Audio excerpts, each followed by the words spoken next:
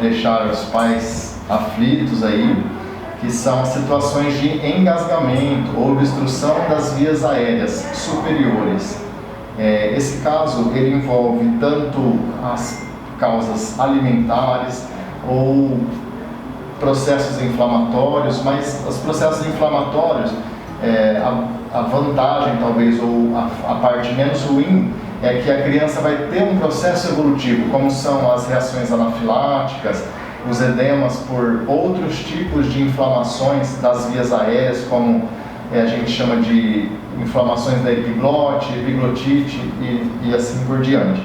O que eu vim falar para vocês são temas agudos, rápidos, que ocorrem dentro da própria residência e que podem ser de causas alimentares, por exemplo, onde você percebe que a criança está de alguma forma inquieta, agitada, pedindo por socorro ou até mesmo chegando numa parada respiratória por essa obstrução.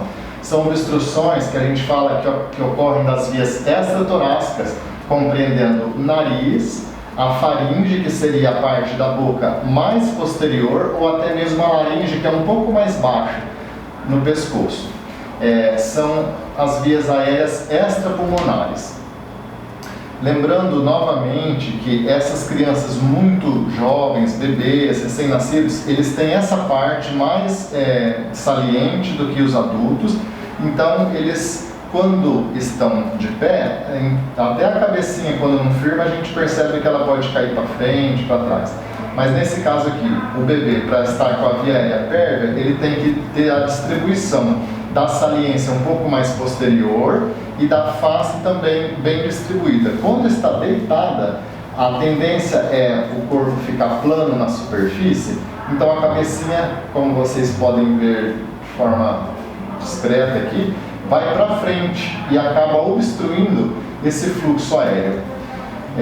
Imaginem o meu dedo como uma via aérea. Quando a cabecinha vai para frente, ela faz como uma mangueira que se fecha. Então isso dificulta a passagem de ar nesse momento, que pode ocorrer tanto por uma obstrução do fluxo de ar, quanto por uma obstrução de algum objeto que seria um alimento, talvez.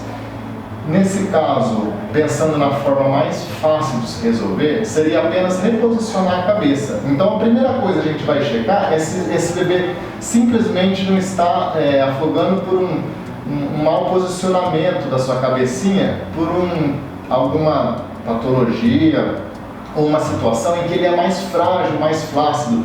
Então a gente volta a cabecinha para o lugar, fazendo aquela hiperextensão da cabeça. É claro que lembrando que não são em casos de traumas que eu estou falando, e o queixinho também reposicionado, tá? Seria a tração da mandíbula e a extensão da cabeça. Nesse caso, eu verifico se ele está respirando, e se ele não estiver respirando, aí vai voltar no assunto da parada cardiorrespiratória. Eu tenho que verificar se ele está tendo pulso também e fazer a manobra que foi falada anteriormente. Caso ele esteja respirando, mas de uma forma mais agônica, eu tenho que ver se ele então pode estar engasgado. Isso aí a gente vai ver pela história prévia, imediata ao momento em que ele se encontra. Estava se alimentando, estava brincando com alguma coisa, você suspeita que tenha se engasgado então com alguma coisa, está obstruindo a passagem de ar das vias aéreas extratorácicas. A gente vai pegar esse bebê, lembrando que isso para crianças menores de 1 ano, onde eu consigo segurá-la com um braço ou uma mão e abordá-la com a outra mão. Então eu vou primeiro colocar a cabecinha entre esses 2 dedos, onde dá mais firmeza, coloco ela em cima do meu antebraço e com a mão dominante, não tem opção de lado, eu vou dar golpes nas costas, na parte torácica superior, aqui nessa região, como se fosse no tórax da frente. Então eu vou dar 5 golpes, vou virar e vou dar mais 5 compressões torácicas. Nesse caso aqui, a gente vai tentar estimular o reflexo do vômito ou da tosse para desobstruir essas vias aéreas. Seria mais no caso aqui da tosse, né? O vômito às vezes é por compressões pela situação que está ali, acaba tendo uma compressão mais forte e acaba levando a outras situações. Mas a princípio é o estímulo do diafragma que vai tentar ajudar na respiração e expelir esse objeto que está obstruindo. Ah, mas e se com 5 golpes eu não conseguir? Você vai repetindo, tá? E volta e repete os 5 golpes até que você consiga uma resposta, um choro, a criança consiga expelir esse objeto. Ah, mas eu posso enfiar o dedo lá dentro e tirar? Toda vez que você fizer essas manobras, você vai checando se ela não está piorando. Então, como que seria essa piora? Então, começa a ficar muito roxinha, ela começa a deixar de ter aquele tônus, aquela força, porque já está faltando oxigênio e algumas funções vitais já estão sendo ameaçadas. Nesse caso, você fez as compressões, os golpes, né, as compressões torácicas, os golpes nas costas, você realinha as vias aéreas e tenta visualizar. Pode até colocar o dedo e tirar o que está obstruindo, desde que, eu reforço, desde que você veja o que está obstruindo.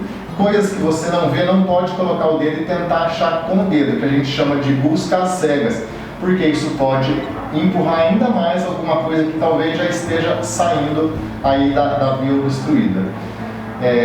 Só falando aí para crianças maiores de 1 ano, a gente vai se ajoelhar atrás dessa criança que está engasgadinha, trazer ela para próximo de nós para dar um apoio, fecha uma mão e coloca ela logo abaixo na parte do estômago. E você vai dar um golpe para cima, que é uma manobra que a gente chama de manobra do garçom, de Heimlich, para fazer com que haja também um reflexo, para expelir através de tosse, porque está nas vias aéreas, esse fator obstrutivo. Tá bom? Espero que tenha ajudado. Só lembrando que a partir do momento que desengasga, reposturar essa criança, ficar atento e chamar também o serviço de atendimento médico para uma avaliação mais especializada de cada intercorrência a partir do momento que haja insegurança por parte dos pais.